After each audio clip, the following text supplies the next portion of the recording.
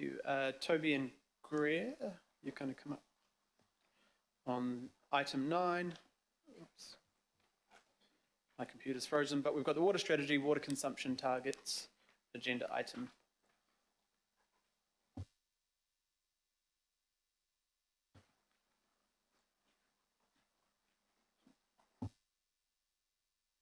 Cool. We'll just let you go through the presentation. We assume everyone's read the substantive report. Great. Kia ora tātou. Thank you for that introduction, Chair Hills. I just want to acknowledge Deputy Chair Coombe and Councillor Linda Cooper as the Liaison Councillor to Watercare, and the work that we've been doing with Watercare that we're here to present today as part of the water strategy. And obviously acknowledge Councillors Mayor and the members from IMSB. I'm going to go off script for 30 seconds and also acknowledge my colleague and friend Alec Tang for all of his work in the climate space. Really sad to see him go, really pleased to see where he's going. And I'm reminded that Alec is always on it, Greer and I, around climate's mitigation actions, and those are well discussed through the LTP and so on, and then the adaptation to climate change and where the effects of climate change will be first felt in water. So I think it's a nice transition to our topic today. Right, we are here today. I'm going to go through, so I've got a presentation, a short presentation. It's in 2 parts, a bit of context and then some content. So I'll just take us through the context. So what are we here to do today? In the water strategy, councillors are setting strategic direction for the group. So we bring that strategic direction to this forum for decision making, and then that direction will direct investment and action across the group. Today we're looking at one part of the water strategy, and that's necessarily because as we work through the water strategy, we can finalise parts of strategic direction over time. So we're bringing you strategic direction on long-term water consumption targets. Those targets are in the paper, and we'll go over them shortly. They're necessarily precise, so they are a number, a precise number, and that's in order to drive that investment in action rather than a ranged approach. We lead with a precise number. We want to acknowledge, though, we're talking about a 30-year strategy here. So our 2050 number, that we do end up with a precise number in the report there, but we also want to acknowledge that we've got 30 years of learning and improving, building our information baseline, building on the data that we can gather, building on the insights that we can use in order to understand those targets and potentially refine those targets over time. And we just want to acknowledge that we are trying here today to, and the recommendation that we're giving today is around the beginning of that. So laying a foundation to better understand water use in Auckland, enable Aucklanders to be empowered to monitor and make more efficient their use of water on the network. And we think that we've done that with the recommendations before you today. And just a note there that, you know, the strategic direction that we're signalling today is a real opportunity here. We know from the feedback from the water strategy discussion document that Aucklanders are ready for a changing relationship with water, and this is one part of that changing relationship. And we just want to also acknowledge that, you know, given that we're thinking over a 30-year plus time frame, Auckland is undergoing incredible growth, and there's an opportunity here to harness that growth and change. Undergrowing started a trend. So there's a real opportunity there to think about how these new Aucklanders, new behaviours, new infrastructures, the way that we think through that population growth, how we meet that population growth, and how we think about how those Aucklanders are using water over time means that we can have a more sustainable future and accommodate that population growth. So I just want to lay that context. There's another piece of context here. Obviously, you know, we're experiencing a drought, and we've gone through a period where Watercare and Council have acted in the immediate term to get us through that drought. Today we're talking about almost like, if that's the short term, we're talking here about long-term changes to the way that we can reduce consumption. So one way to think about that might be during the drought, short-term reduction in use. Restrictions were used for a portion. We're still on the tail end of that. We're here today talking about building a framework for a reduction in per capita consumption, so per person use of water from the network over the long term, so that we don't have that sharp reaction during a drought. We actually enable Aucklanders to monitor their use over time. The last piece of context, it's really important here today, and I really want to make sure that we stress, Watercare have an application into the Board of Inquiry for a Waikato River take. There's a key point here. The demand management, the water consumption discussion that we're having today, that is one part of thinking about the future. That's one part of prudent planning. The other part of prudent planning is the seeking of this application. And we see those two things as compatible, and the long-term water consumption targets that we're talking about today in no way negate the need to secure that consent, and we're supportive of that application for that consent. So there should be no doubt here today that we can somehow only pursue one option. Both are needed as we think about the future, and that's made really clear in the report as well. So just want to acknowledge that. There's also a resolution to that effect to make sure that we're making that point very clearly, that those two things, the water consumption and demand management and the seeking of this application, the thinking through of long-term supply, they are compatible with one another. Great. With that context established, I'll just move us through. So just on your slides, councillors, just a reminder that we've had some workshops on this content prior, and we are bringing you the recommended targets and pathway as a result of those workshops. I just want to acknowledge as well, and forgive me for not doing this initially, I've got Greer Lees here next to me as the technical lead of the supply and demand work stream, and she's obviously been present and a key part of our workshops as we've brought this work to you. And also to acknowledge our Watercare colleagues, some of whom are behind me today, who've also contributed a lot of hours to get us to today, and we're really excited about bringing that strategic direction to you. So just one final piece of context here, I think, from us, just to hammer home that we are in the water strategy discussion, and here today we are talking through the objectives, the measures and targets, that core red circle that you can see there on the diagram. This is the framework that we have from the water strategy document, and councillors will be familiar with this from the workshop. Today we are stepping through from the Auckland plan, the vision of Te Mauri o Te Wai, right through those issues and values and principles into setting one piece of direction for the water strategy. So, and I've just highlighted there, we're in the supply and demand space. So that's what that is there. So, on to the content of today. So our focus is potable water, and there's a few ways that we can go about reducing potable water. So potable water there being our reticulated drinking water that Aucklanders are consuming. So three big buckets in order to reduce our consumption of water. Efficiencies and behaviour change, network management, so that's through improved leakage primarily, and through the substituting of that potable water, so that drinking grade water that's piped to the home, the substitution of that potable water for non-potable water, such as rain tanks and so on. So just think of substituting your hose that might be on the main supply for some collected on-site water. So those are the three kind of core areas of reducing demand. So what we did is we looked at those three areas as a joint working group between Auckland Council and Watercare. And this slide is just giving councillors, giving them a summary there of all of the initiatives that we looked at in order to think about what per person use over time in Auckland over a 30-year period, what that would begin to look like. So we looked at network leakage, we looked at on-site capture for irrigation, we modelled smart meters, we modelled washing machines, toilets, shower heads, dishwashers. We thought about all demand management initiatives that could provide a saving per person over time. In the right-hand box there, for clarity, we've just made sure that we record some of the things that we did when we thought about those initiatives.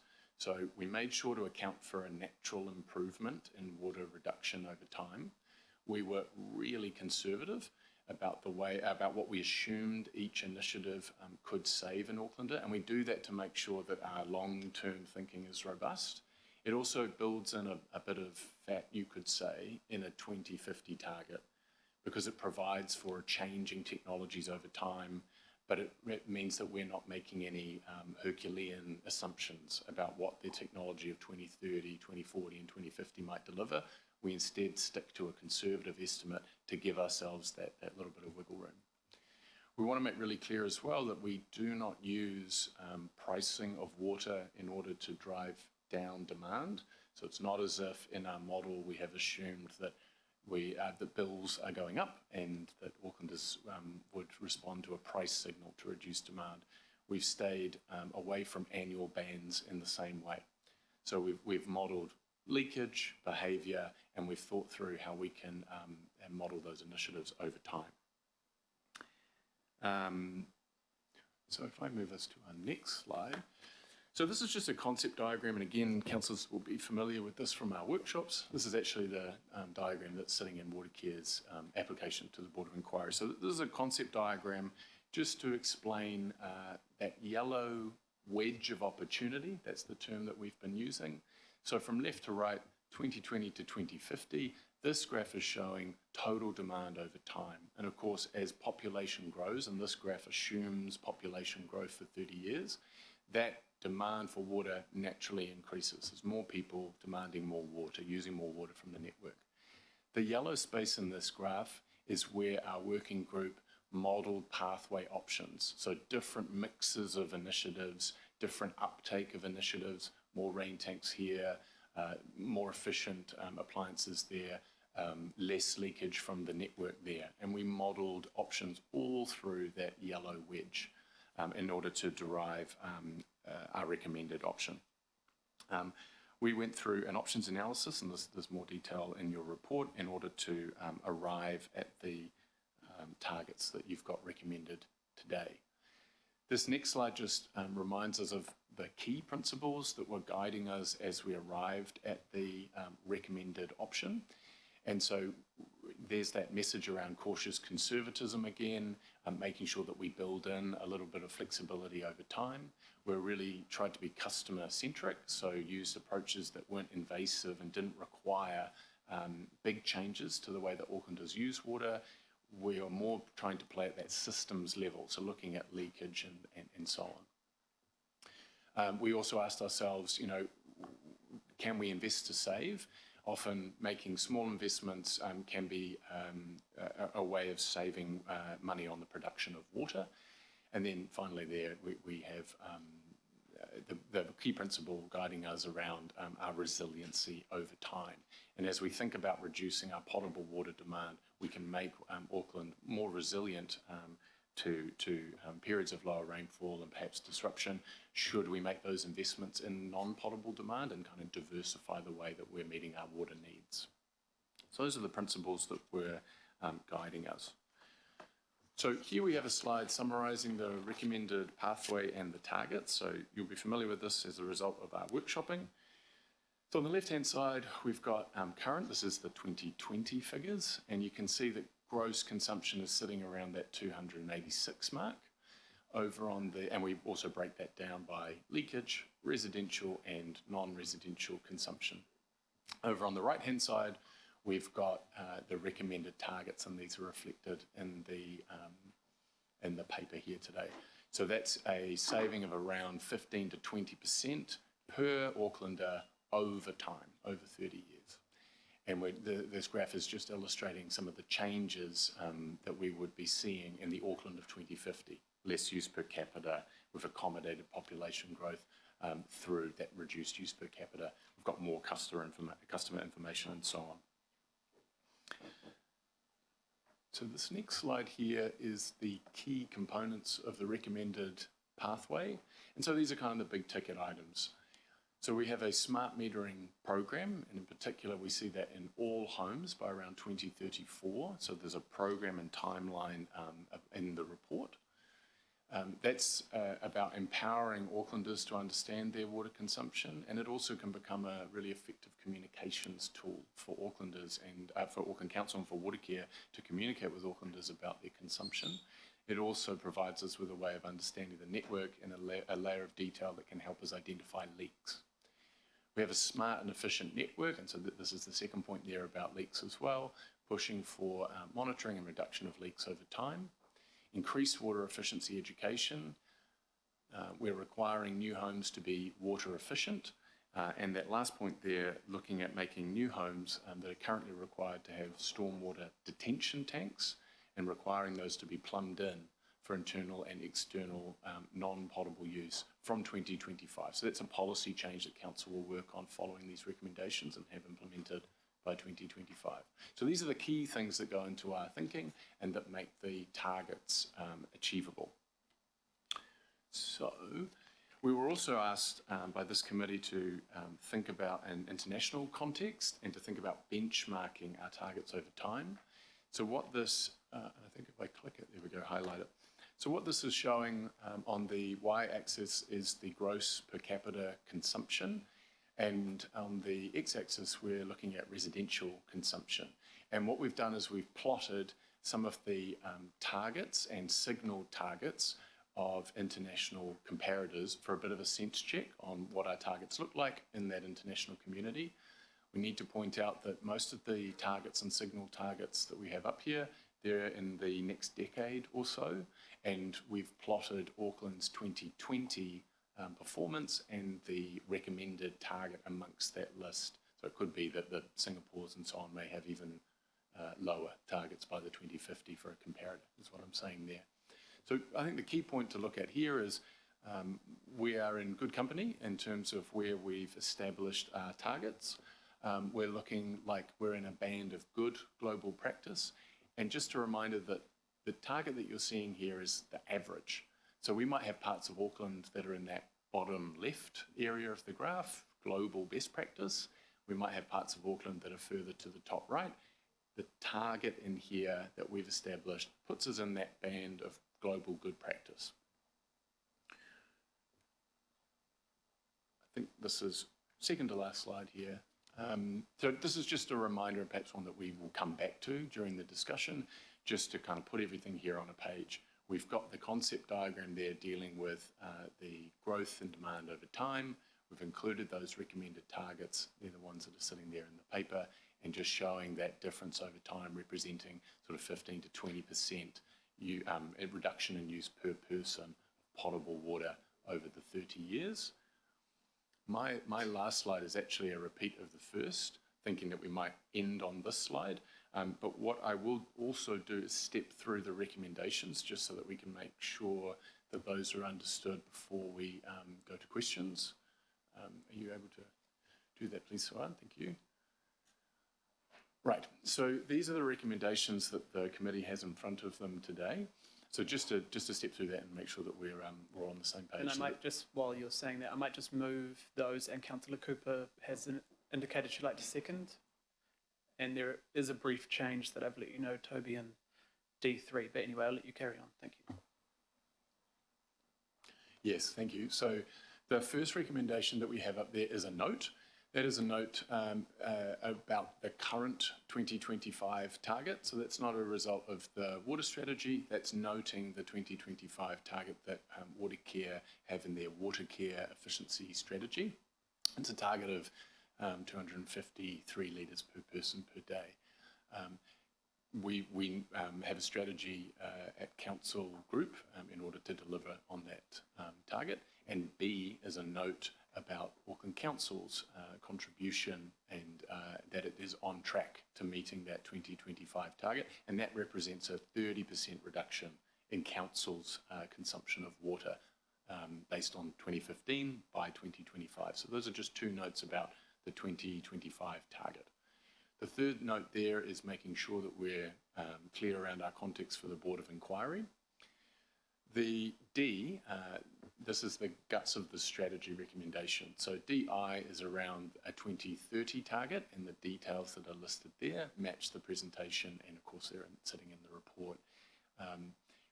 DI is the 2050 target. Oh, sorry, I should pause on DI, the 2030 target. That's a change for clarity. There's no change to the intent. We've just read that and reflected that it makes more sense to say that we are adopting a target of 13% or less network leakage. So that should say or less, just one catch there. And we're aiming for 11%. That 13% represents and reflects the LTP performance level. So DI is got that small change for clarity. DII is the 2050 target, and then DIII is a chair's recommendation. Would you like to speak to that? Yeah, so that's just acknowledging that 2025 is what we are locking in, but over time, or even potentially part of the strategy, the team could work alongside Watercare on ways that potentially by 2050 we could beat that 225 litre gross per capita per day target. Yeah, so it's sort of like we shouldn't see 225 as the yay, we did it, but there could be, a whole lot of a number of things that we could be aiming. So it's just making sure we don't preclude any more work to reduce that target further. Cool. Right. And then recommendation E is around, this is just a draw out that we are committed to achieving the 2030 and 2050 targets, and that there's some key investments already identified to give us confidence that we can move in that direction. And I note that Para 64 has a table around the smart meter rollout, which is a key investment program there, and then that's noting the current leakage target of 13% inside recommendation E. And then recommendation F is an opportunity to dig into the savings and the reduction in use per person that the drought might afford Auckland, and the opportunity that might be in there. And so there's just a direction there for a report back to committee on the estimated savings from the drought and how best we go about locking some of that in a sustainable way. So that was just to make sure we've stepped through those, and happy to take questions and duck back to the presentation if needed. Thanks, Toby. And I just changed F from direct to request. I just kind of don't like direct as the word, but also right. I'm not sure we can, but we'd prefer request. Sounds more of a two-way discussion, if that's right. Thank you both for the massive amount of work you've done on this. I know it's been huge the last few months. I will also acknowledge Marlon Bridge, Amanda Singleton, Rebecca Van Son, and Chris Thurston in the room, but also you've been working alongside them, and also Chair Margaret Devlin and the board, this is what I think has been a fantastic partnership working together on this. I will also acknowledge the huge amount of work Watercare and the leadership they've taken, especially on the communications for the drought, and the fact what are we up to now? About 17 billion litres saved, which is massive, and that's all about that communication and the very clear messages we're sending to Aucklanders around water consumption. And even though we're not under those tighter restrictions, we're still seeing those savings. And I think this also shows that how we need to try and lock in some of that saving. And also, obviously, the work you've done in the Waikato space and the infrastructure space in quite a short time. So thank you very much for that. And thank you for being here. I'll put, if members don't mind, I might put Councillor Cooper first for a question, and then I've got a list. Yeah, it was just, I want to also acknowledge, because these younger people have embraced at Watercare and in our Toby and Greer, these demand management changes much more readily, as because it's your future, probably longer than ours. But I do want to acknowledge Watercare board and management for really starting to step up on this. It's been amazing. I think it's not so much transformation. I think we just didn't have a relationship as good as it is now, and it'll only get better. And I just want to acknowledge the work that's been done behind the scenes so we can make these decisions here today. It's been extraordinary, and I'm really, the wealth of talent is very inspiring. So thank you, Marlon, too, in your acting role. You've kept steering the ship and being willing to do this. But the question I have, probably more of Marlon, is are these targets doable? I think that's what's really important. We can't set something if it's not, even if it's a stretch, it's got to be doable. Thank you, Councillor Cooper. Ngā mihi kia koutou. Yes, they are very challenging. I'll make no illusions about that. But I think it's these sorts of targets that inspire the innovation that's required, the change that's required to bring forward a different way of doing things. So I'm not going to put anyone under any misillusions about how difficult it will be, given the constraints around or our need to deliver both growth and resilience over the next 10 years. But this is certainly a focus, and right now I can say we have to commit to it. Kia ora, thank you. So we'll go back to the question order. Councillor Newman. Good morning. Good morning. I want to ask you, what happens when household consumption goes down and therefore revenue from volumetric water consumption goes down? The reduction in Watercare's revenue per household will require water prices to go up, won't it? Because the price path needs to respond to the change in projected revenue. That is, Councillor Newman, that is a correct assumption. I mean, Watercare is substantially a fixed cost business, and there is a requirement to legislatively meet our costs collectively for all customers. So the challenge there becomes about not necessarily putting up prices, but also looking at the other side of the equation, which is around how we can improve the efficiency of costs inside the business. So I wouldn't sit here and necessarily say, yes, as demand goes down, there's a consequential and equal increase in pricing. The author of the report indicated that the infrastructure is required. We will still need to fund the infrastructure. The assets will be required, and the assets are a step change cost.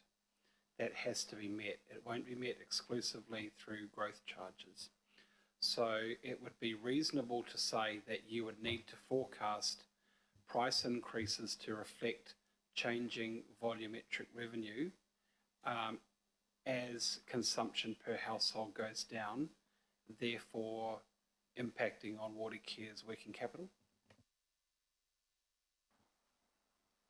Yes, that's a reasonable assumption to make, but without all the details of exactly what it means, I'm a little reluctant to give you the full answer. Okay. With respect to Auckland Council, we would probably be, if not the largest, we would be very close to being one of the largest Watercare customers. To achieve the reduction in consumption for Auckland Council, what do we need to do? Much of the water that we consume, I think, would go towards watering sports fields, maintaining swimming pools. So tell me, how do we as a council achieve these very challenging targets, given the water that we consume is there for services and facilities that our community expect us to provide? So it is a challenge. Community facilities are working hard on that exact issue. One of the great tools, additional tools, let alone the effort they're putting in to reduce demand, one of the great tools they're about to get is being part of Watercare Smart Meter program, which is targeting Watercare's largest users. And the trials that have happened already have shown what those smart meters can do to reduce demand. So that will be part of us achieving that goal. When you say smart meters in the community facilities space, reducing demand, I mean, if I want to go for a swim or play rugby or cricket or something, I want to do that, notwithstanding what the meter says. So how does the community's expectation for the service and the meter, how can that be reconciled? The difficulty here is trying to get the community to respond to the price of the service, isn't it? I mean, that's the easiest way to address demand, is to price it or not provide the service.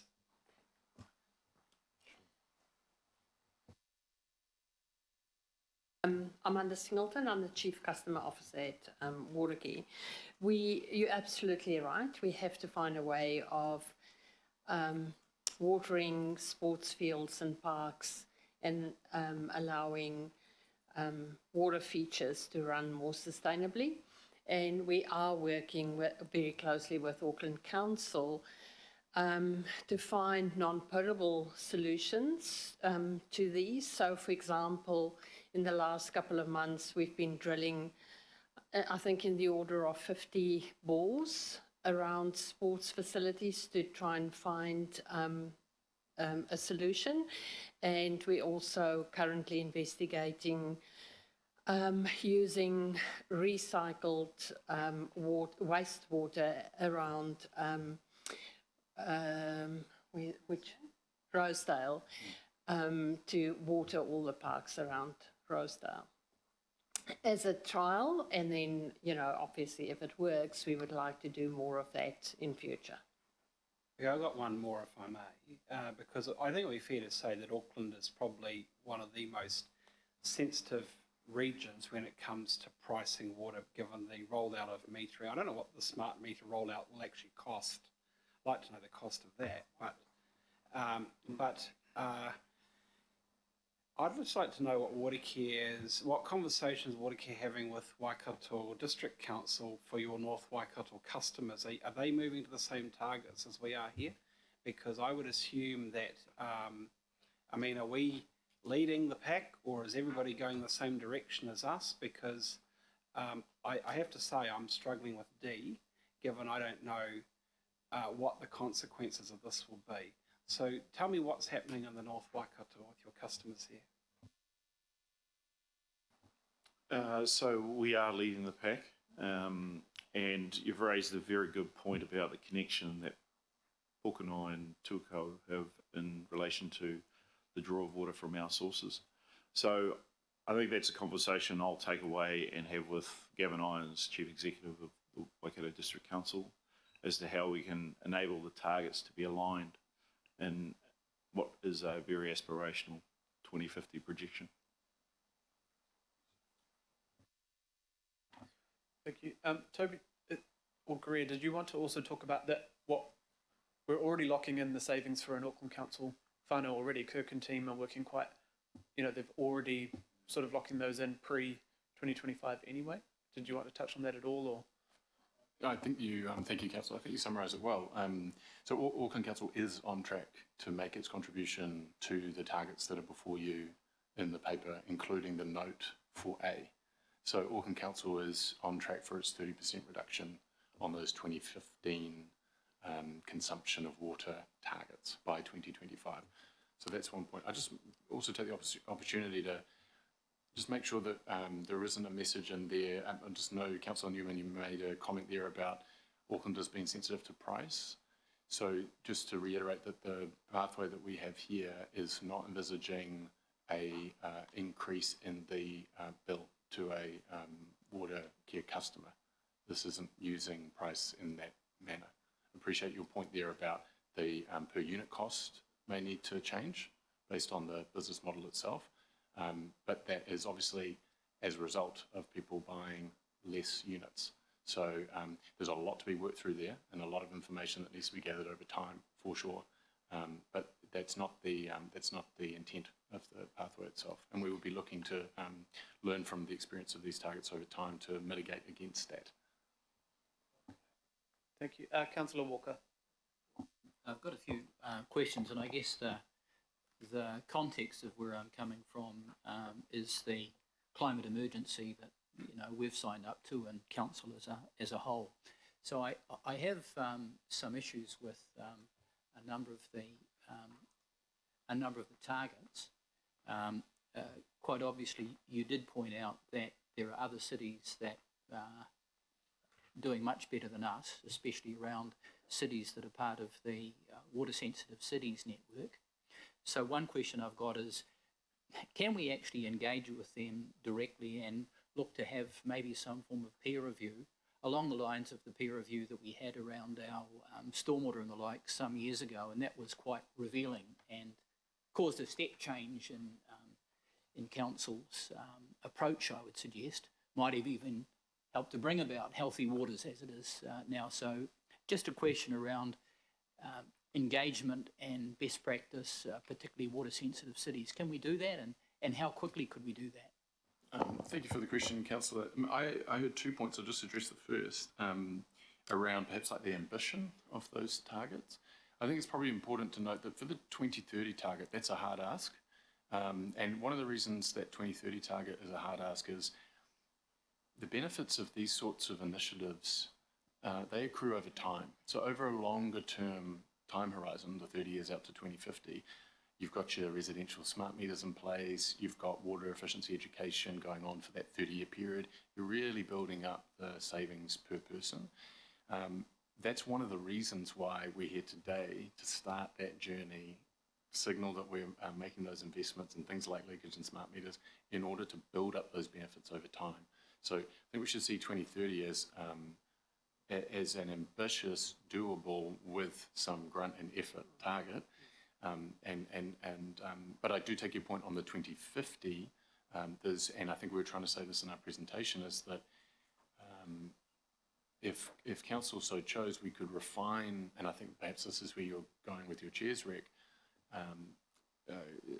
Councillor Hills, there is room for more ambition, there is room for more thinking, and that might be something that we're able to bring back to you. But I just want to make that point about the 2030 target. On the second point around the water-sensitive cities, we're looking to engage water-sensitive cities and go through a benchmarking process. So yes, that is something that we are able to progress, and so that work is underway to go through that process. So how quickly could we do that to inform this process? They would be up for it, for example. Have we made a direct approach to them, asked to join the network, engaged with Auckland University around collaborative participation and so on?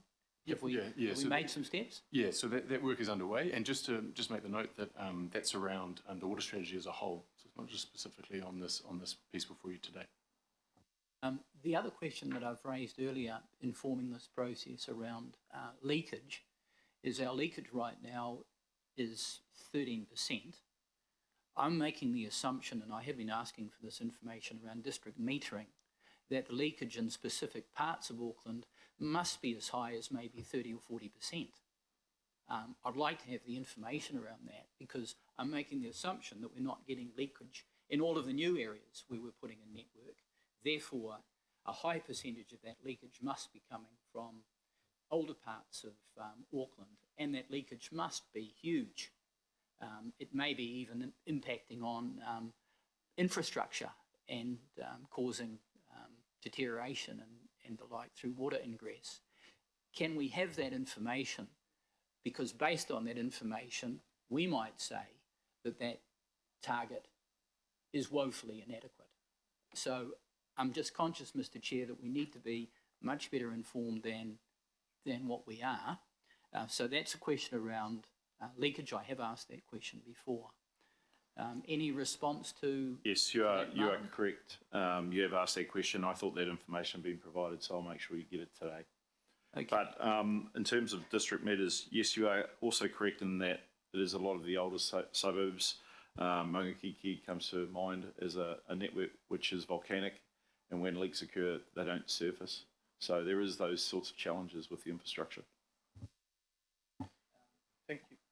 The other question I've got. Maybe last question there, and then we'll go around the circle. Okay, well, these are significant questions. Absolutely. As the largest user of water in the Auckland region, that's the Auckland Council family, are we informing ourselves around how we could save water? And it's well known, for example, that if you look at the production of milk and beef, for example, to produce a kilo of meat, you use between 5,000 to 20,000 litres of water. We're a big farmer. We're not in the business of milk as they are in the Waikato, where the use of water there for agriculture, in particular animal agriculture, must be absolutely staggering. But just as it goes to the commercial part of the exercise, where we've got some targets, are those targets anywhere near stretched as they could be, particularly if we started making some structural changes, for example, in our farming practices and the like? So I've just got a question there around just how we as a council could shape some of these targets ourselves. The other related question that goes to this that I have raised is around best practice and the requirement that some other cities have, that industry that wants to take water has to demonstrate that it has best practice.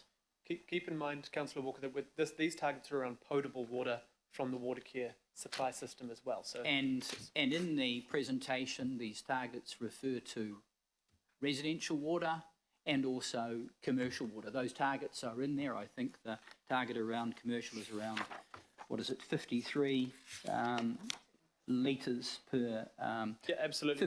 57 point, we'll get an answer 53. Here, but we aren't. Yeah, but when you speak about farms and our farms, that is not potable water. Yes, it is. In a number of our farms, for example, Shakespeare, other farms, many of our farms are in the urban network. We use substantial quantities of water. Great, thank you. Yeah, so I think as Councillor Hills was saying, we haven't looked at water footprint for what Auckland produces. We're just working on that network water. We have been conservative in how commercial will trend over the 30 years, just as we have been conservative in the other parts of our assumptions. And we've said it's a 15% reduction. That commercial will, as population grows, there will be a 15% reduction in commercial demand. And that, in terms of best practice you mentioned, we're fortunate to be working with Amanda because she is working with those large users and they're reporting a much higher reduction in demand than that within their businesses. So we know that 15% is conservative. But that is not to say that commercial activity is constrained. That's actually really tracking a trend that's already occurring over the last decade and, in fact, over 40 years or more, that industry in Auckland is getting more and more water efficient. Just the last question, Mr. Chair, and again, I've raised this issue before, and that's around the energy content in the water. I think in the 16-17 year, water care bought 115 gigawatts. That's on the water care site for energy, and the cost of energy is escalating dramatically.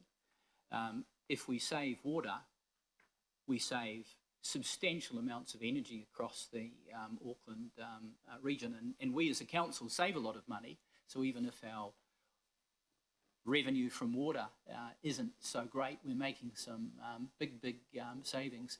Is it possible to report on those things in these targets so that we're informing ourselves? Because again, this goes to our climate emergency targets. Auckland Council, for example, is probably by far and away one of the biggest energy users in the region. Yeah, the answer is yes, Councillor Walker. We can do that. I mean, and just to give some context to commercial users, I do want to talk about the one of the constraints that is out there around legislation. If we talk about, you mentioned dairy farmers. Well, I can tell you that the chicken industry in Auckland is probably the biggest in New Zealand, with Tegel and others supplying most of New Zealand, and they're limited to 4 litres per chicken or 5 litres per chicken. So even though they can produce a more efficient solution, legislation is driving that, just as it is with the fresh foods industries, lettuce, as with pharmaceutical companies as well. So there are some constraints driving demand, even though the technology is better. Thank you, Councillor Walker. Councillor Henderson. Thank you. Look, I take some umbrage with the target of 11% leakage, and I'll sort of refer to point 26 of the report and ask you to sort of understand, maybe explain more the economic level of leakage. What are you taking into account with that phrase? And I'll reserve my right to speak on that. And just before I throw the question out, I don't want to be a fly in the ointment, but I do have a little bit of difficulty with D1 and 2 in that we've got our targets and our leakage targets all in the one thing. I'm okay with the targets. I'm not okay with the leakage targets, but I'll see what the answer to the questions are. So, yeah, ultimately, can you please explain economic level of leakage? You want to talk? So the economic level of leakage is the amount of leakage that it will save you money by reducing the leakage. So if you can spend to save to a certain point and then it gets too expensive. So does that take into account damage, as Councillor Walker alluded to, caused by water ingress on public and private property? I think what I'd just say here is we don't have a methodology yet as council for economic level of leakage. Like, that's an excellent question, and there are others there too. Not that you need me to tell you that was an excellent question. And I think, the important piece here is there is work underway, and it will be delivered, Watercare and council jointly, around how we understand that economic level of leakage. And you'll see in the report we try to achieve a balance where we have an inkling of where it might be, and that's the 11%. That's an indication of what it might look like. It may be different. And we need to think about what goes into that assessment, exactly to your point, in order to arrive at something that looks like a spend to save model that takes into account what we actually want it to, rather than perhaps taking a narrow focus, which is what I can hear in your question. Just one more follow-up, if that's okay. There will be public concern around baking in a target of 11% or below, because I've already had it. So what would you say back to community concerns that actually we shouldn't have such a high level of leakage? So I think we went under. You're asking for a lower than 11. Was that what you're leading to? Right. Got it.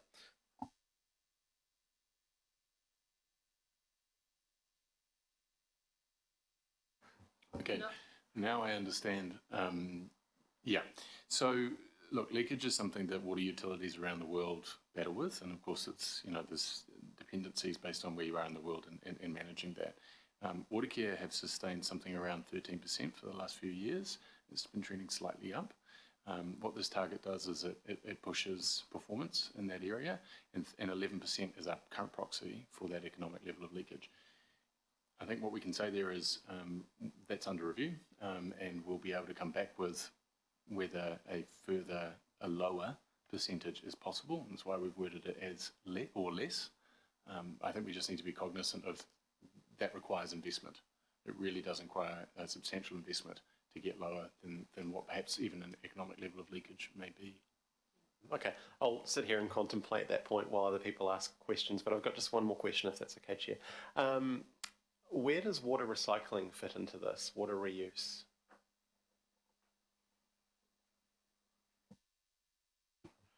They're all in the mix, just as desalination is, but the technologies are currently, I suppose desalination is too expensive at the moment, and it has trended down from I'd say costs have reduced by about 75% over the last 10 years, so it is coming in the right direction. Water recycling is a little different because, again, there's a journey around legislation and the need to inform customers. We've started that journey now, so we're in the initial phases of what I would call investigation and information. So, yes, it is on the radar. We're probably talking a 10 to 15 year journey, though, to get the right legislation in place. Consumer attitudes toward it's changing, so there's a number of factors that make it work. But to say you are currently working on non-potable uses for our recycled water as a starter anyway. That's Mayor Goff. Thanks. I've just got a couple of supplementary questions to earlier answers and then a couple of other substantive questions. You talked before, Mark, about you'd be losing money if there was a decline in demand, but the decline in demand is per capita, not absolute. So I just want you to comment on that. I mean, obviously you're spreading the demand over wider users and there might be higher costs per capita, but I'd like you to comment on that for sake of filling out the picture. Secondly, I think it was Toby that said a couple of times, we're not using pricing to force down demand. I accept that you're not increasing prices to force down demand, but you are increasing prices by 7 and 9%, 9.5%, and that must have an impact on demand because it's noticeably higher. You might like to comment on that. I'll leave those, I'll ask all the questions together and you can address them together. The first question is, you've got that last year we were using 286 litres per day pre-drought. And then you set out for us targets for 2025, 2030 and 2050, but you haven't set out what we've achieved already. I've done a quick back of the envelope calculation with all the errors and emissions that might involve, and I figure that we're probably already down from 286 to about 260 million litres a day, but I'd just like you to confirm that. That's my, year 10 maths. It might not have worked out like that. Secondly, if you achieve the level of demand you've got, what does that do in terms of the timing for the $500 million you've got to spend on a new water pipeline to Tuakau if you to fully utilise the extra water we might get from the Board of Inquiry? And how does it impact on the long-term option? I think it was partly Shane Henderson's question, the long-term option of recycling our waste. So that's question 2. And my last question is this. You've provided quite a nice outline, I don't have the slides numbered by page, on the comprehensive assessment of demand initiatives. But what we haven't got is a comparable or a comparative impact and cost of those options. Where you go through network leakage, on-site capture for irrigation, smart meters, washing machines, toilets, etc. And it would be nice to know which, because you're looking for a cost-benefit ratio on which of those levers you should be pulling.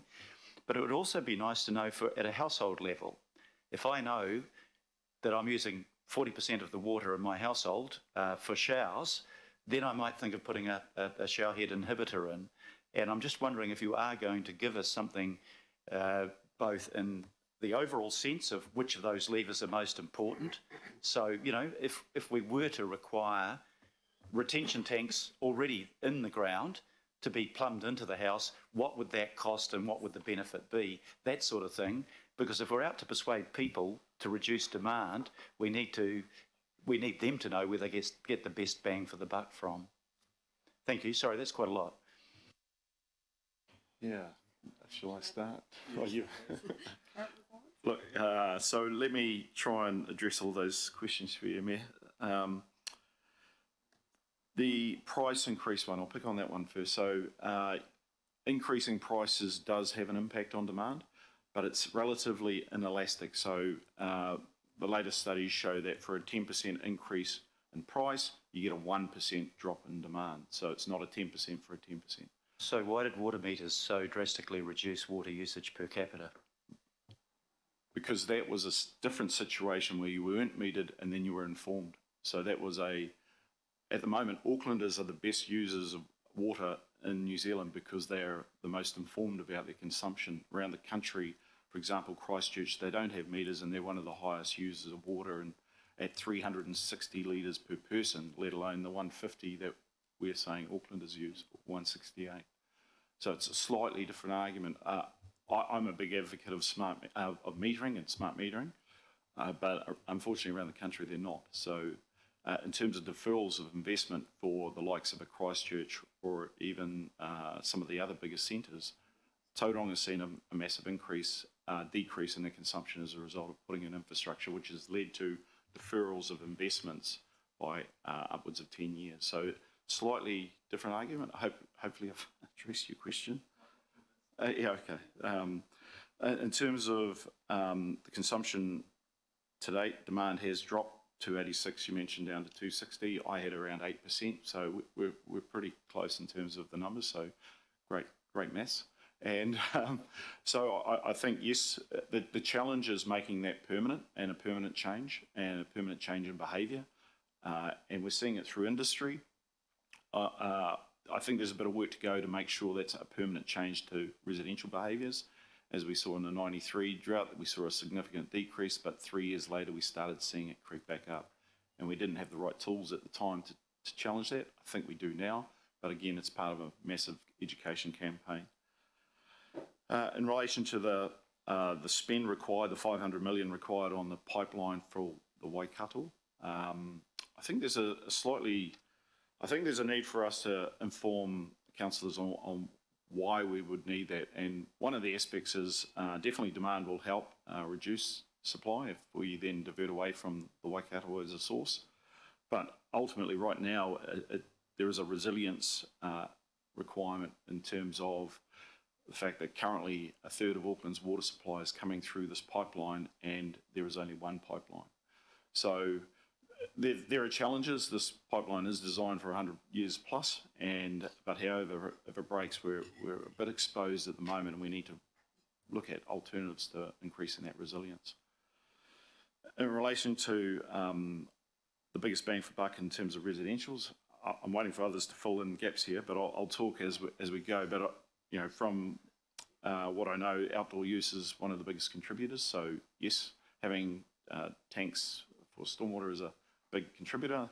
Again, the challenges in summer when they're not full, but that's a peak issue. And the other two big providers there are around showers and washing machines. So yes, there is a way to make that more focused, and I'm going to hand over to council staff at that point. I'll pick up on that point then. So that we've in the work to date, we've described that the things that pay you back more than the cost of the item, like shower heads, is the levelised cost, and we can represent that to you as a follow up to the meeting, if that's satisfactory. Yes, cool, yeah. Was there? I think, forgive me if, there was also a question in there, Mayor, about what about the next source and how we're thinking about that, and how does something like a high cost recycled water, like direct recycled water, or perhaps desalination, how does that factor in? Yeah. If we achieve what we want through demand management, when does that require us to come in with those alternative sources, whether it be desalination under new technology or the reuse of wastewater, the purification of wastewater? Yeah, and obviously the relationship there is around the per capita consumption and the population growth over time. And I think, and we've done some modelling, and members will remember in the previous workshops and the memos that were circulated, we have an understanding of what that could look like. I think the key point is the application to the Waikato River and the pipeline there and the water coming into Auckland, that's, if I can use the term, short term, over our long-term horizon. What the demand management reduction does over the long term is whatever that next source is, we begin to defer it as the demand per person goes down. And what that tends to do in the space of something like reuse and desal is it gives us time to plan, but additionally the cost of that sort of thing is coming down. And one of the reasons it's doing that is this is a common problem around the world. So there's an element of reducing demand and reaping the benefits of that over the long term that this allows for. I guess, sorry, Mr. Chairman, more specifically, if we achieve the goals that you've set, and acknowledging that you've set them quite conservatively, how much extra time, how far further could we defer, for example, the really undertaking the work that needs to be done in order to recycle wastewater? I accept Marlon's argument about the need for resilience, and one point of entry when you're using a third of the water does put us at risk. That's a good argument, but I'm just wondering about the reuse, and does it put it back a decade? Does it put it back 2 decades, or maybe you haven't done the work?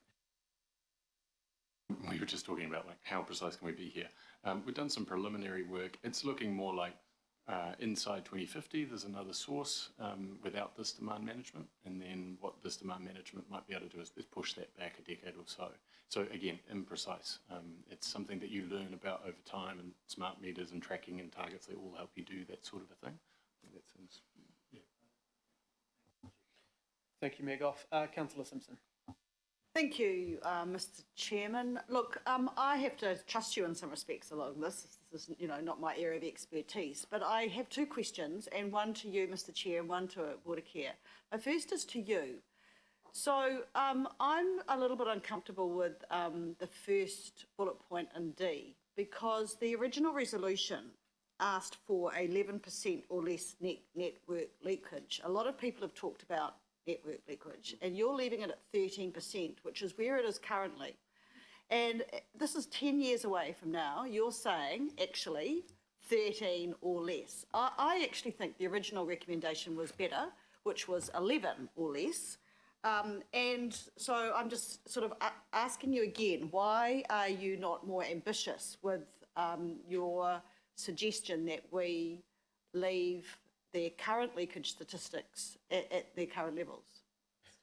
I'll get Megan to answer, but firstly, I guess we've worked alongside Watercare on this, and we want to work with them on actual things we will achieve, or they are going to ask us for significant budget to achieve something that might be unachievable. So I'm happy to pass to Megan and then maybe go to Marlon, but I would prefer there be zero leakage, but I know no, zero that is unrealistic, but Yeah. it was originally 11. So someone's written this report saying it should be 11. Why are you upping it? No, I'm not up. Well, I'll just ask Toby. So just to be clear, this was a change that we requested. So that small change in 1.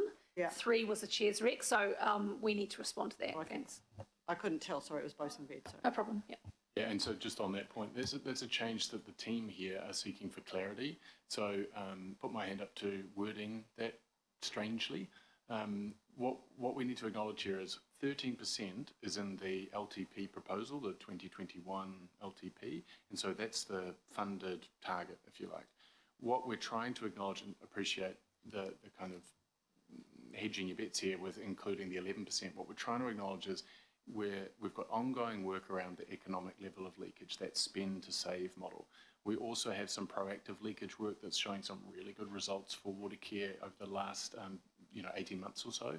We know about district metering, and there was some comment earlier about how that might help prioritise where investment goes when we think about reducing leakage. So there's a sense that there may be an opportunity to perform better than the level of service in the LTP, but the LTP level of service at 13 is what's funded. Is that clear? Yeah, thank you, Councillor, for the question. Yeah, I just think you better have a damn good comms department. That's all I'll say on that one. My second question is, where does the actual grey water legislation fit into all this? Because I just, in my area, you may or may not be familiar with the suburb of Stonefields, and the original development had grey water, was all set to go, rah, couldn't work because there was no, central government legislation. Are we doing any lobbying or any?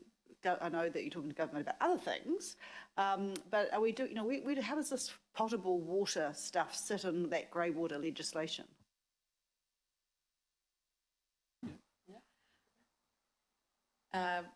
The new regulator, Taumata Arawai, has just come into being, and Watercare are having discussions with Taumata Arawai about that exact thing, that those regulations need to be changed. Taumata Arawai have said that's not, the purpose of them being set up is to improve drinking water standards across New Zealand, and that wouldn't be a priority for them, but they are very happy for Auckland Council and Watercare to do the work in collaboration with Taumata Arawai to get that through, because it is a priority for Auckland, but may not be for the rest of the country. That Auckland would be pushing that regulation change, where Taumata Arawai wouldn't necessarily be doing it for the country.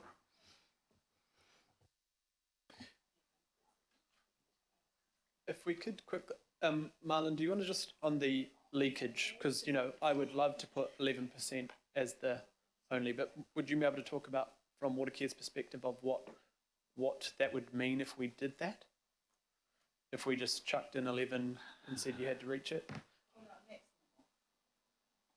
A minimum, yeah.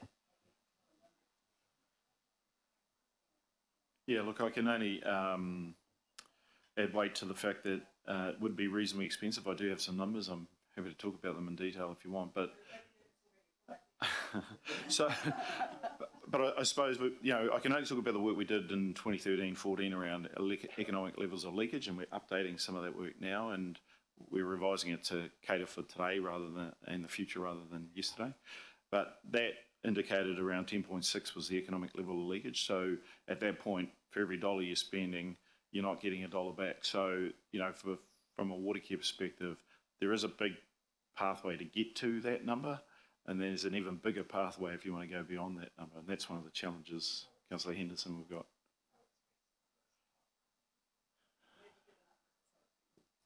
No, it's not. No, look, it's a matter of 80-20, right? So you can spend a lot of the money now and you'll address areas that have high leakage and getting that sorted, but it's that last 20% that takes the most amount of 80% of the cost. Look, I would, our ballpark number, we're talking $500 million.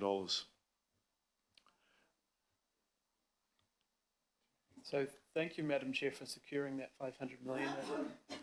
Finance Chair. Thank you. I'm just not sure if there are other comments that have just come, or are we? No. Okay. Thank you. Right. Councillor Darby. Thank you. Thanks, team. Hey, Chair, is there another motion under the F? Can we just scroll? F. So F is the G that's referred to at paragraph 30, I think. Is that? I'm just trying to reconcile that. I think it is. At paragraph 30, there's a mention of a G, but I think it's what you've got as an F. I'm just. Sorry. Yeah. Okay, that's good. And just going back, point the Mayor made really takes me to motion B. Can we go back up again? It does question what the Mayor's raising is really, is B worthy of having? That's a pretty fundamental question. Is B worthy of having when it feels like it's a little bit of a packaging, actually, a nice Christmas wrap. Is B relevant? 2015. Why aren't we using today's 20 or 21 numbers, or at least 20, as our baseline? Well, we're saying we're saving 30% on our 2015 water use. So effectively, it's higher than if we use today's figures. Okay. So question Toby, sorry. Yeah. Is it really relevant? Our intention with A and B is to note the existing 2025 targets. So those targets are part of what's called the Water Care Efficiency Strategy, and they have a target there of the 253 litres per person gross, and that's in A there, and Water Care's commitments to achieving that. B is really saying that Auckland Council is also on track to meeting that 2025 target. So just the inclusion of 2015 might be the confusing point there. It's just to say how we've... So what that strategy does is it uses the 2015 number, says let's take 30% off the top, and cool. Moving to more important things. Thank you.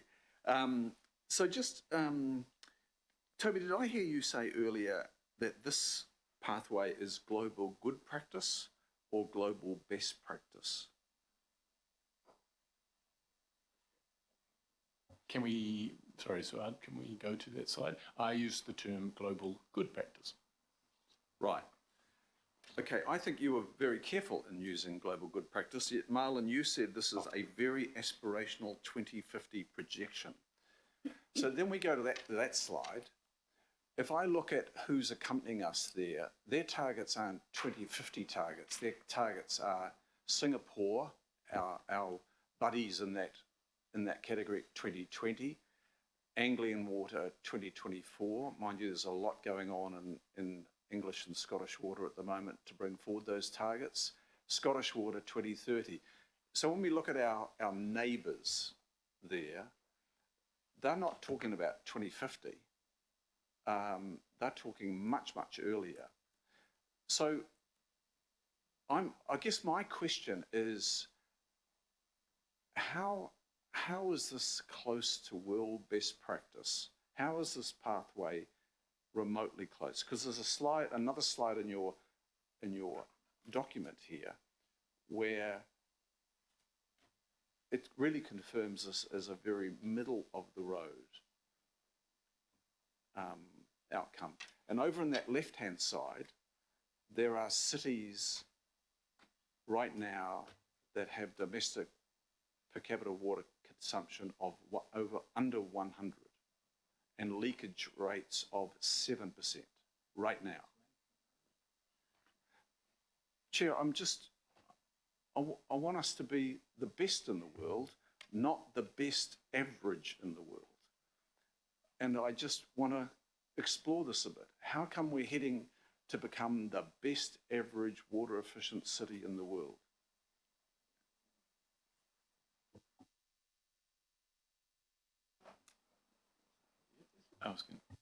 I'll start, thank you, Councillor Darby, by just acknowledging that, you know, while we're trying to get a perspective on global best practice, we have to acknowledge that, you know, territories are extremely different. If I take Singapore, for example, they live very differently to Auckland, who has the highest per capita boating ownership in the world.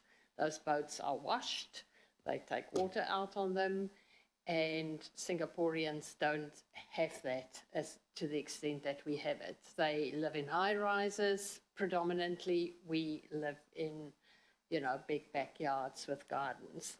So I think we just probably in a next iteration of a presentation, and when we finalise the strategy, need to find a peer group that are more like us and not just the best in terms of consumption, because I think it does skew perceptions when we are comparing ourselves to Singapore, for example. I'm just speaking on one in that category. Maybe, I think Marlon did you have, or Toby have a comment on that as well? Yeah, look, I was just going to add some richness to the Singapore discussion, because they are highly motivated to get demand down because they're buying their water from across the border. So they buy it all from Malaysia. So each of these cities, we could go through and identify some specific characteristics that drive demand in each of those regions, Copenhagen, all these other cities that are doing very well. I think if you give us the opportunity to, over the next few months, is come back with what we think are consistently the same types of cities. So Vancouver comes to mind as an opportunity for us to share and look at how we're doing against them. Not to let us off the hook, but just to give us some comparison, if that's okay. Yeah, well, look, bodies like Water Sensitive Cities and the International Water Association, I think, are worthy of tapping into, rather than just cherry-picking cities that actually fit our arguments. I think that's a risk. So look, my core question here is, are we entirely confident by signing up to this pathway of consumption and leakage, are we entirely confident that that's going to deliver a climate resilient and low carbon urban water for us in the future? Because if I look at your report, it actually says we're not.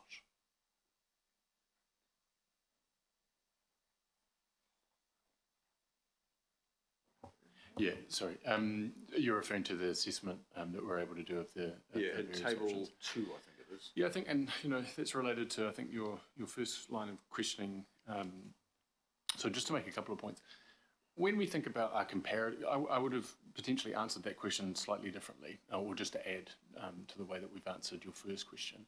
What you're seeing on the screen here are global bands of world-leading best practice, good practice, and so on. And I think, you know, there's a context here for Auckland that over the next 30 years, it's really possible to deliver some of that growth much more like the bottom left-hand side of this graph here, so something in that world-leading space. What we're talking about with our targets is the average, right?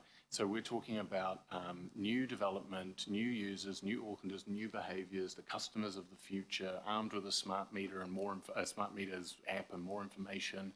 We might know more about the way that we can target leaks and so on. There's really an opportunity here to deliver the growth for Auckland and accommodate the population growth and the change in Auckland much more in that space. So I just wanted to make sure that we pop that in there as well, that your comments around are we striving to be an average going forward? I think what we need in order to bring down that average consumption really is some of that best practice and so on. So there's just that point to make. And then, of course, you mentioned the Water Sensitive Cities has a goal there of about 200 growth. And you can see that in the presentation where and I will jump to the next slide. I think what you're getting at here is over the 30 years, how do we refine our targets for 2050 such that they are, going down in this wedge? And that's about the learning that we do in our pursuit of those targets over time. And I think what we're trying to do here is the first step. There's information that becomes more available to us through programs like the metering system that informs the levers that council might want to pull to make us climate resilient and to make us potentially have a more distributed capture, a network with more distributed capture, so that we are more resilient to those disruptions that I think you're talking about there. So I think today is a first step about, and it's a good news story about the efforts that we're making to reduce per capita consumption, and then provide ourselves with the ability to keep being aspirational about what that looks like over time. Okay, and one small question, Chair. Marlon, just in terms of the leakage, which we're around 13.7, and that has been growing. What is the actual value? What is the value lost? That is revenue. We're not selling that water. So what is the value overall of that, the 0 to 13.7, and what is the value from the economic point of, 10.6 to 13.7? Do you have any rough idea of how many millions of dollars we're letting go? So there's 80 million litres of water a day that's not being utilised in our networks, and the price of water is $1.55. So there's your economic impact of not utilising that water. And in terms of the percentage, then it's the differential between 10.6 and 13.7. So I can work that out if you need an absolute number. 80 million litres at $1.55 per 1,000 litres per cube.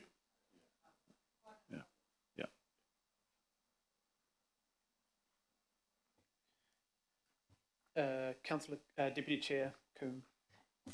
Thank you, Mr. Chair. Kia ora koutou. I think my questions have been answered on the way through, but I just wanted to be really clear. In terms of why we're not pursuing a world best practice target, in the report at page 51, it just gives the comparators and says what the recommended per capita per day is, and then says what the Water Cities Index recommends, without sort of saying why we're not pursuing that target. But I think it has been, you've thrown in quite a lot of things into the mix about why, about the cost. We're not comparing apples and apples. So I understand, but it's not like, it would be really good to have a clear statement about we're doing best practice in terms of our position in the world. Well, that's what we want to aim for, but we're not doing what World Cities Index is. So, yeah. So, I just, is there a quick summary as to why we're not pursuing it? Yeah, I think, we tried to address that in the report in para 56, if I can point people to it, or I can read it out. We're advising that, look, more ambitious sets of targets and a more ambitious and involved pathway of initiatives is possible. Achieving greater water savings than the targets that you have in front of you is possible, but it would require additional funding. So there's a funding component here, and we don't make this decision divorced from the context that council sits in right now. And then additionally, there are costs and benefits for Aucklanders, and we've had some discussion. Councillor Henderson touched on this point around understanding some of the broader benefits or broader components that we would take into account when we're thinking through things like economic leakage. So there's just a sentence here, I'm just trying to make this point that costs and benefits for Aucklanders from those additional demand management initiatives that would be required to have a more ambitious target. That requires a lot of work and money. Yeah. Thank you. I'm very happy to support the recommendations, and I don't need to speak again, but I just wanted just a quick clarification. It's good to see in the recommendation that it talks about the target being equal or better than, and I think, is that picking up on the conversation we had at workshop? And Marlon, you also mentioned that it isn't a target of what we're trying to achieve. That's the top limit of, we wanted to achieve better than that. Yeah, that's right. I think principally that's the feedback. Yeah, great. So thank you for including that. Appreciate it. Thank you, Mr. Chair. Thank you, Deputy Chair. Member Wilcox. The more you've talked, the more questions have kind of popped into my mind, so it's just a little bit confusing. So I'll just go back to my first question, and it really relates to my statement last week as to why we have to be like Sydney or Melbourne. I've done the living in the drought story, and hooking up hoses to washing machines to try and get extra water and all that stuff. So it's not as if I'm not aware of how we can do grey water. And I suppose that's where I want to go. I visited the home show at the North Shore in the weekend, and 1,000 litre tank costs $1,000. And you extrapolate that over Auckland, that's a lot of litres of water. And I'm still trying to understand why I'm using drinking water to flush human waste down the toilet, down the pipes. I'm struggling to see that, struggling to understand that kaupapa. And I'm wondering, because in your PowerPoint there's a 0.5 there about having off-network water catchment. How are we advocating this within council? Because I joined this committee, I was really reticent to join this committee, but I joined this committee to make a difference. And I'm wondering, so how are we advocating this to other council committees? Because, putting something like every new house has to have a stormwater proposal, or every new house has to have a tank, whether it's 1,000 litres or 20 litres. There's a yin and yang with that. We know already, it's $1,000 extra it's going to cost you. There's a different set of plumbing and all the rest. But how are we advocating this? How is this committee, and how are you advocating this to planning committee so that we can actually get this done? Because otherwise, I think we're twiddling. And I went on to the Americans, because they're the most useful. They use every ounce of water they can get hold of. They're using 86 litres a day in flushing toilets.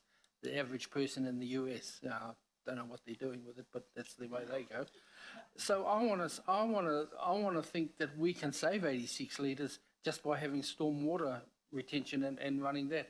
But we're talking about water care here, but we're not talking about non-network kaupapa. And to me, water care, yeah, you get your house in order, but there's also a non-network kaupapa that needs to be done parallel. And I'm not seeing that in these recommendations, and I see number 5, but where does that go? And what's the plans to do that? And I'm guessing there's legislation as well. But if you're not connected to the network, you're using stormwater anyhow. You're using water off your roof to flush your toilets unless you're using a long drop. Thank you for your comments and questions there, Member Wilcox. So just for clarity, I think you're referring to point 5 here, yeah? Where we're looking at the requirement to, so currently you've got existing requirements for stormwater detention tanks, and then you're drawing out that we're suggesting as part of that pathway that there be a policy change where we go from a detention tank to a retention tank and move that through as a way of substituting potable water for non-potable, such as the water that's sitting in your system. And then can I just ask, is the question that you're asking here, the recommendations are not directing staff to make sure that that policy change is implemented? Is that the ask? Well, do we have that policy? I'm not even sure if we have that policy. That's the first thing. And if we do have that policy, how is it being advocated? Yeah, so the intention, so we don't have the policy to require that it be plumbed in. What we've modelled is that the detention tanks that are already installed, they would be plumbed in. They would be turned into retention tanks. So we've modelled that as part of the pathway, one of the ways that we bring down consumption over time. This would require a policy change here at Council, achieved through the unitary plan. This conversation here, these targets, they will require us to make these changes and do the work, and we've listed there, we've given ourselves till 2025 to achieve that change. What 4 years to get a policy change? Is that what we're saying? So just to reiterate on that, we've been really clear throughout, we've embedded conservative assumptions. If we can do that faster, then we will. So, Chair, I think that's what I'm getting at is, I mean, if we think we can do it faster, why aren't we? And why aren't we getting onto the planning committee to make it happen? I mean, that, you know, I just did the back of the toothbrush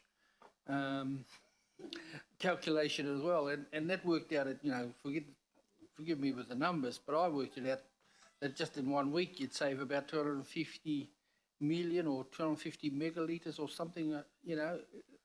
I mean, the numbers are astronomical. You know, this is going on the Americans, of course, but, you know, the numbers are astronomical, and I don't understand why we're not doing this and trying to make this happen in new housing now. Because the boom is now, it won't be in 10 years' time, it'll be a different type of boom. Yeah, I guess, thank you, Member Wilcox. I have asked this before, and of course, through the planning committee, they do have a plan change going through around not requiring a resource consent for a tank, but whether we can require it, I don't know if that is the responsibility of this committee, but Toby, if we added a resolution, maybe Megan, if we added a resolution for the planning committee to require that, can we do that, or is that not within this? Talking number 5. Through you, Mr. Chair, we could recommend, if you wanted to recommend some actions coming out of this discussion. The other element here is that this is just one part of the water strategy we're taking and talking to you about. We've got 5 other work streams, 5 other elements that gives you that holistic look on water. And this is not me delaying, I'm just saying that we could recommend to planning committee to discuss that, or we could also do it as part of perhaps a more holistic package, you know, as part of the water strategy work itself, and other matters that may also need changing over time. So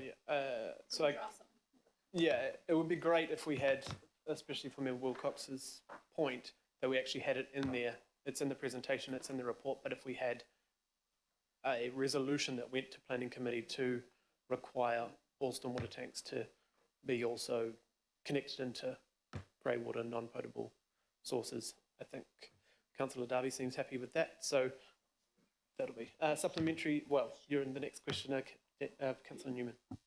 Thank you, Chair. Sorry, can I just get clarification? Would I need a building consent to plumb the stormwater or grey water tank back into the household? I would need a building consent for that work. So, yeah, so okay. We'll need a process for issuing all those consents to the population of Auckland, because that's, you know, thank you. The part of the issue is that's not, we cannot change that, that's a government change. But as part of building consents, it could be part of, if it's new builds, that's not as difficult as it sounds, as far as I understand.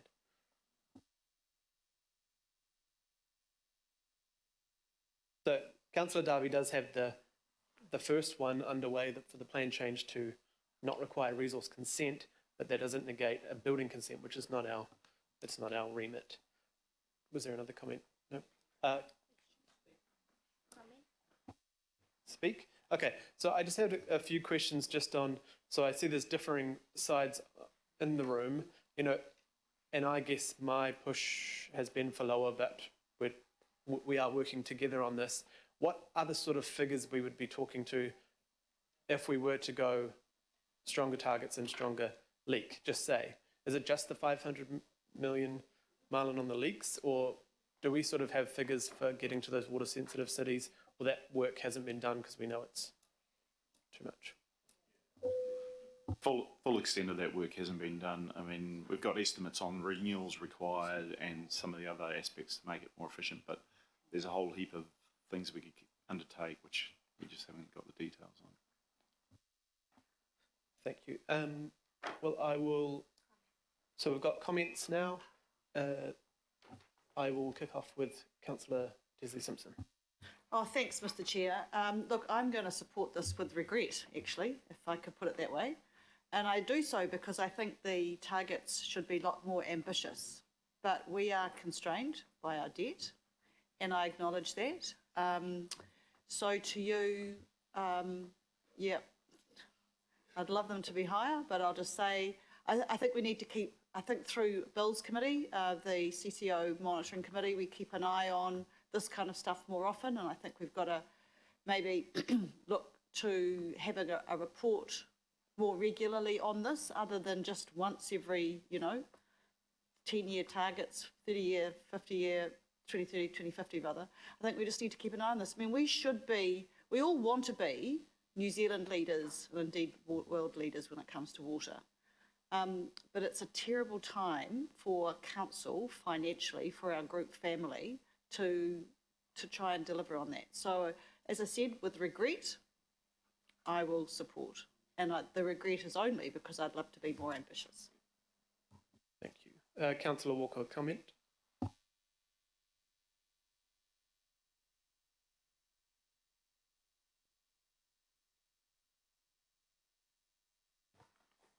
Sorry, yes. I just want to speak to this first, Mr. Chair, and that's on item 5. I really haven't seen much information on that, but I've got direct experience around this particular issue. Often these stormwater tanks that are used for detention have got relatively dirty water. If you plumb that water into your toilet system, it messes up the valves, and your toilet system then leaks and wastes phenomenal quantities of water. In addition to that, sometimes the cost of doing that sort of work in homes is horrendous. So, I mean, this just goes to the general theme of my comment, which is that I think that this particular item should be deferred.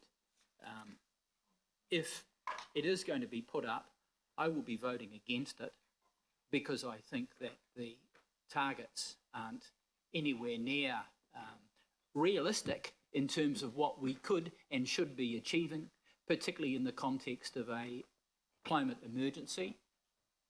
I've raised a number of issues around benchmarking with other cities. Councillor Darby has mentioned that. I've put the suggestion that we engage directly with water-sensitive cities and the like and inform ourselves. That has not happened. I have a real concern that if we adopt these measures, we're effectively adopting something that's subpar, really subpar, and I don't want to be party to that, particularly given, as I mentioned earlier, the huge energy costs associated with water consumption that go to meeting our carbon reduction targets. So, one, I'm making the suggestion that we defer this. If that is not the case, my recommendation to other councillors is frankly to vote against it, unless you're really confident that it's the right way to go. So that will be my stance, Mr. Chair. Are there any more comments? Councillor Henderson. Yeah, just briefly, you had me at $500 million. That's my comment. Look, I don't love 11%, and I definitely don't love 13% in terms of leakage targets. And my community don't love it either. I actually get lobbied quite a lot about this. But I'm taking your advice that we're working on it. And I'm just going to say that I'll keep asking about those targets over the term, but I'm happy to vote it through on that advice. Thank you, Councillor Henderson. Councillor Newman. Yeah, look, I'll need to register my vote against D Roman numeral 1, please, Chair. I thought that, respectfully, Councillor Darby, I thought that some of your comments were a little unkind. I do think that there is a very genuine attempt to explain where we are on the continuum, and there are reasons for that. So I think that the report is a pretty honest attempt. Councillor Walker has expressed his view in relation to not supporting these because he doesn't think the targets are ambitious enough. I'll be voting against this because I think the D Roman numeral 1 target is completely unrealistic. And I think it'll be very, very hard for Aucklanders. And I think the target here is to achieve a reduction in consumption. The full story needs to be told. It needs to be reflected in terms of what are the consequences of that will be higher household water bills, I'm sure. As the consumption levels drop, so too will water revenue. And we also need to reflect the fact that it is ultimately up to Auckland Council if you want to achieve a lower network leakage target, you've got to pay for it. And we have not paid for it. And I think that it is not reasonable to expect Watercare to be achieving those very, very ambitious targets without stumping up with the working capital to achieve that.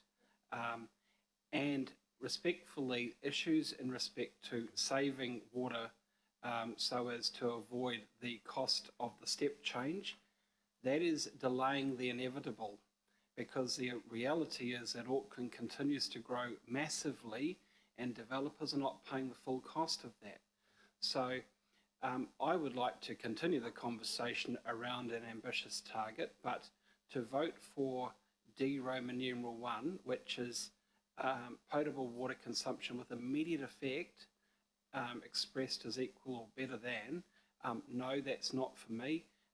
I expect that it will probably go through, but I think that we need to address what are the actual consequences for Aucklanders who have already been the ones that have saved our bacon by making significant savings to get us through the summer drought, and I'm sure we'll continue to make those savings.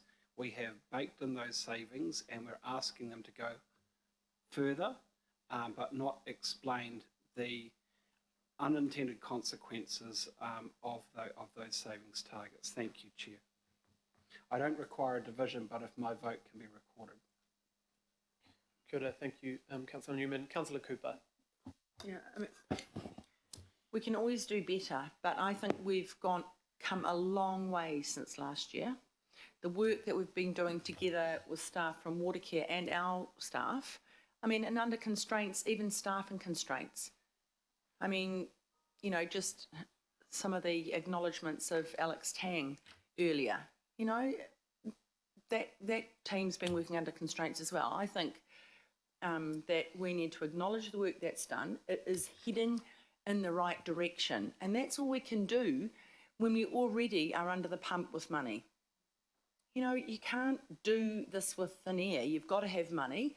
Watercare are constrained by our balance sheet. We have all of these issues right across everything we're doing.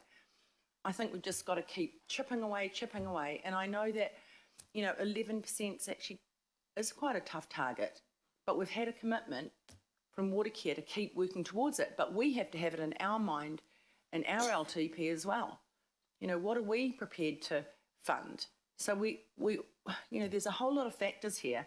The other discussions around, different plan changes and regulation changes, I don't think we can do a suite of resolutions here. We have to be working across council and all our departments, trying to get all the targets in a whole lot of areas. It'll take a whole lot of cross-council and cross-group work. And I think we're way better at that than we ever were. But we're not perfect yet. So I'm prepared, I'm absolutely prepared to support this, because it's about balancing a whole lot of factors here. If you're just going to be tunnel vision on one here, everything we do here is going to affect everything else we do. Nothing is in isolation, so just got to try and do what we can do with the money we've got, with a committed intention to reduce per capita water use, keep working with businesses to reduce. I mean, if you look at the savings we've made over the last, not quite a year, the bulk of that saving has been by our council and businesses, which is really great. And I look at the graph that I get every week, where what we thought we would use and what we have used, it's extraordinary, and it's a real credit to the whole of the region.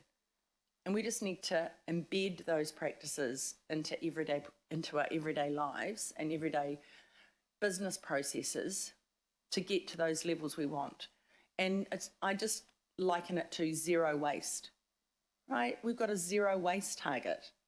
Just because we say zero doesn't mean we're going to get to zero today. But today we're looking at saying these are the targets, and let's keep working towards them. Kia ora. Thank you, Councillor Cooper, and thank you very much for working with Councillor Coombe and I and the teams on this. Councillor Dalton. Thank you, and really Councillor Cooper has said more or less what I was going to say. And thank you to Watercare and to Toby and the team who have done the work on this. I thought we had a pretty good workshop, actually, and now we're relitigating it. We talked about the targets, and we have made an investment. We've decided on the investment. That's pretty limiting on how ambitious we can be. We have asked, and we agreed at that time, that those targets would be reviewed as we achieve, how we respond. They would be reviewed. If they are not, if anyone is sceptical about them, about Watercare or Toby and team coming back with the recommendations, we only have to look at ourselves. We are the governors. We remember to go back and say, you told us that we'd review these. So I think that a lot of work has gone into this. I'll be supporting all of the recommendations, and it's interesting conversations that we've been having this morning, and thank you. Thank you, Chair. Kia ora. Thank you, Councillor Dalton. Mayor Goff. Thank you. I wasn't intending to speak on this until I heard the first two speeches. There's an old saying, never abandon the good in order to find the perfect solution. This isn't the perfect solution. Nobody's pretending it is. But for God's sake, the chief criticism of this council is until now we haven't had a water strategy. Now we've got a water strategy. I think the presentation was a good one. I think a lot of work has gone into it. I don't think it's the final word, but I think it's a bloody good platform to build on.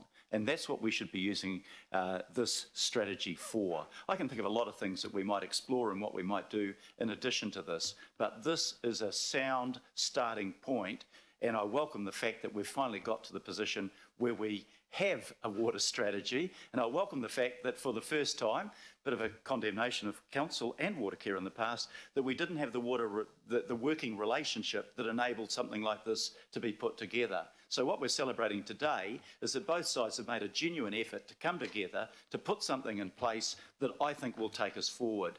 And, while I'll be critical, as is our role as a governing body at times of what our council might do or what Watercare might do, let's not forget we've got the country's best per capita water consumption. We've got the best quality fresh water supply in the country. We've got the best treatment of wastewater in the country. Does that mean to say we should be complacent and say everything's fine, we don't need to do anything? Of course not. But we can build on those things that we should be quite proud of to say we can and we will do better, and we will go down the path of looking for constant improvement. But to say, look, if we cut demand per capita, that's going to lose money. We're not a private business designed simply to maximise profit. We are a council designed to maximise the well-being of our city, its people and its environment. So of course we're looking to draw down demand. Can we do more to draw down demand? Yes, we can and we should. There's two councillors here that are in that little corner pocket of best practice, because we don't take a litre out of the water supply for the city, and we rely on rainwater tanks, and we'll do more of that in the future, but it's not feasible to do what Bill and I might do in our backyard if you're in an apartment in the city. But there are some good ideas in this. We should embrace them and we should move forward. And when we look at leakage, all I'd say there is that there is that sweet spot between reducing leakage to the maximum point that it is economic to do so. Yeah. If it's not economic to do so, then you'll look at other solutions. That's the law of economics. So I support this and would urge all councillors to cast their vote in favour of it. Thank you, Mayor Goff. Councillor Darby.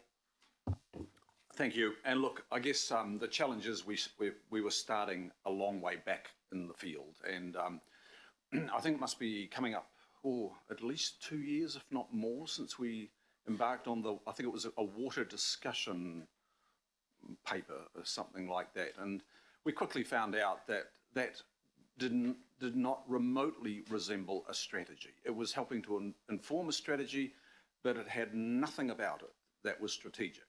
And Chair, Deputy Chair, I have to acknowledge, it's probably unseen to a lot of the members of the work that you've been doing behind the scenes with staff. Toby and Greer and Marlon and his team as well. I know there's been some real contest of ideas in this, and that's good. It's been a hard one, but we have got an enormous way to go. So starting out at the back of the pack, even though we're the so-called best in New Zealand, for me that is not a measure. Water care is like no other. It should be looking out and benchmarking absolutely against the best in the world. And this pathway, let's be honest, is way better than where we have ever been before, but let's be honest, it does not deliver climate resilient and low carbon urban water. We will have to do more work to achieve that. So some honesty is required. The pathway positions water care as a good practice provider, not a best practice provider. Honesty required there as well. When you start so far back in the field, you've got to get up there in step by step. And we're not in a position to be able to take that big leap at the moment for the reasons outlined by others. So it does sort of position what I sort of say is, water care as there's the best average in the world. Now, I'm not being unkind, because we are the owners of water care. We're responsible. But it does remind me of Flight of the Conchords, who went onto the world stage and talked about themselves as, I think, being the fourth most popular folk comedy duo in New Zealand. And they rose to be the most popular in the world. So there's hope. So I hope that we can start to look out at International Water Association, water-sensitive cities, look beyond England and Scotland and look at some cities, exemplars working in this area that are doing stuff that we've not imagined yet. And so let's hit the stage with them, and then we will, I'm sure, be able to come back and look at this pathway and modify it, refine it, so that we are a water provider that is going to deliver climate resilient, low carbon water for our Aucklanders. Thanks, Chair. Good, thank you, Councillor Darby. Councillor Watson. Yeah, thanks, Mr. Chair. And I'm just sitting here, I've certainly appreciated the contributions from the likes of Councillor Newman, Walker and Darby. It certainly made me think about how we should be approaching this in the short term, but also the medium term. And I guess I'm a little reassured by the phrase up there in D, equal or better than. So as much as these initial targets, what I'm hearing, and I certainly agree with, is that we certainly have the capacity here to be a bit more ambitious, and so we should. Our country, if we look at our history, not so much in recent times, but certainly for much of the first part of the 20th century was a leader in a number of things. So New Zealand just wasn't a follower or an average participant. It was a country that had resilient people who were innovative and made all sorts of contributions that had world-class status. We seem to have lost a little bit of that impetus in recent decades. So as far as this goes, I think there is capacity to get far more ambitious targets. When I look at people I know, yes, certainly they've stepped up to the plate, if we can say that, over the water crisis, but there's a capacity to go a lot further of that. I am absolutely sure in terms of conservation. It's not just rural people living out in the back blocks of Franklin that use their own water. We have people in urban settings too, like Whangapraoa Peninsula, who are some of the best water conservationists in the country, I would suggest. They're very careful with their water and have some quite remarkable savings if you talk to people on an individual basis. Similarly, there are other people around who are still as lavish as anything, and the message is clearly, as to be expected in some way, not getting through to those people. So yes, let's maybe start with that, but let's really bear in mind that better than tag, and let's strive for that. One of the features of COVID, of the lockdown was this apparent opportunity to look at things differently, not just return to the old ways of the past or a scaled version thereof. So I don't think our country's taken that line yet, and I don't want things trumped by the old, it costs this, or it's, we'll wait to another decade or 2 decades. If you're listening to our young people and other people beside, they want action now. That's what they're demanding, and they're getting somewhat frustrated that action isn't forthcoming. So thank you for those councillors who have signalled that, because I think that's important. Those officers get that message. And as far as my parting shot, certainly I agree with Councillor Newman. It'll be an incredibly perverse result in this if we have a situation where people are saving more water and following the greater good, and their water bills are going up. And we see 7% rises indicated for the first couple of years, 9.5% for the balance of the decade. Average water bill, as I understand, it's around about $1,000 in my neck of the woods. The doubling of that while people are trying to save, that doesn't quite seem to equate to me. That seems to be rather perverse. So I'll be supporting it in light of that, but I've certainly taken on board the commentaries of some of our more ambitious compatriots, because I agree with them. Thank you. Kia ora, thank you, Councillor Watson. And that's the end of the speaking list, just making sure. Cool, and I'll just finish up with, first of all, just to thank you again to Toby and Greer, the Watercare team, Marlon and team. It's actually been fantastic to have this joined up working on this water strategy, and this is the first significant part of the water strategy. Some of the comments, as I think maybe Mayor Goff pointed out, had been a little bit confusing, but I welcome them because we've taken this journey together. We've sat in workshops, we've gone through this, we've been very clear about what's possible, what's ambitious, where we're going, and where we need to head. So some of it feels that I'm definitely not delaying this because we've gone through this pretty clear over and over, and I think the report and the agenda item speaks for itself. So thank you all for working on that. I do think this is a really good thing. We haven't had joined up targets like this before, and Watercare especially will tell you they are ambitious, and it's not going to be easy to address them. But I do think, answering some of the questions around the table, we have to do this, I believe, to potentially delay future capital that we might need in decades' time, but also because even with the Waikato discussion right now, there's been public statements from Waikato Tainui, from Hamilton, from Waikato Regional Council that they only really want us to be taking from the Waikato River if we've done everything we can to reduce our use over time first, or that we are not wasting or not using our water wisely. So I think this is an important decision and discussion to make sure that we are using water the best that we can. The other thing is this is a significant step forward, and it's not perfect. I would love to be more ambitious.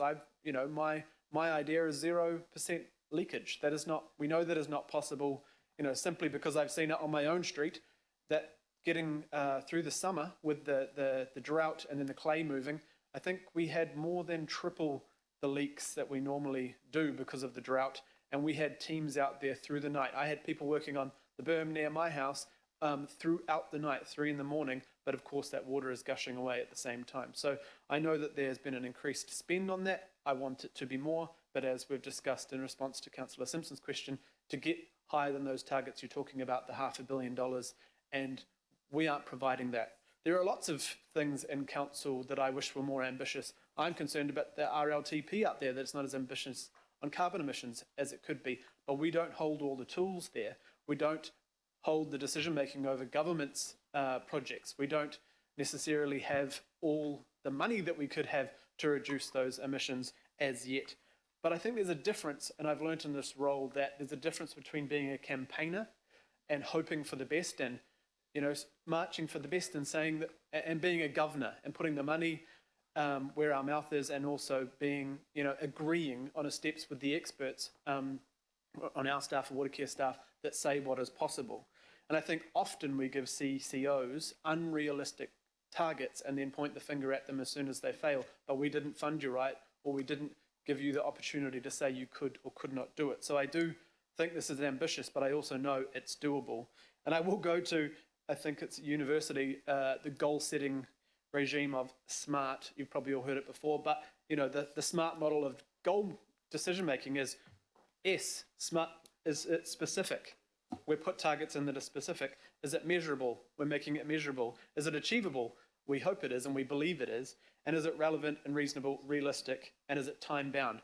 We have put these decisions in to be time-bound, but that is also why I added D3 in there, because I'm hoping that we want you to measure these targets, but I'm hoping with D3 that we actually beat them, and that we work the next couple of years to continue that conversation, to maybe find different technologies, to find different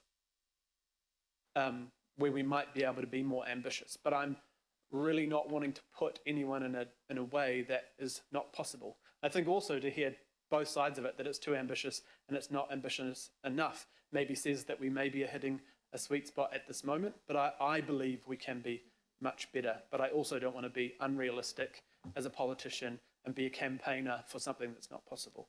So thank you all. I think this is a really, really good discussion, and I know we're all passionate about water.